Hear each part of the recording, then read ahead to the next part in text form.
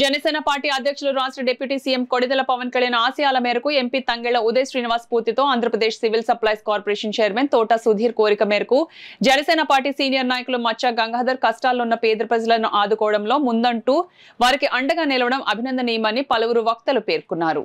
Kakinada Jagannathapuram 16వ division గోళీలపేటలో నివాసముంటున్న సూరపు Satyababu ఇటీవల మరణించారు. ఇంటి పెద్ద మరణంతో వారి కుటుంబం ఇబ్బందులు పడుతుందన్నారు. ఈ విషయం తెలుసుకున్న మచ్చ గంగాధర్ పార్టీ నాయకులు వీర మహిళలతో కలిసి వెళ్లి సత్యబాబు కుటుంబానికి 2 నెలలకు సరిపడా నిత్యావసర సరుకులు అందించి సాయం చేశారు. కాకినాడలో ఇప్పటి వరకు 305 మందికి సాయం అందించినట్లు గంగాధర్ తెలిపారు. సత్యబాబు గారు ఎవరైతే ఉన్నారో సూరత్ సత్యబాబు గారు ఆయన కాలం చేశారు.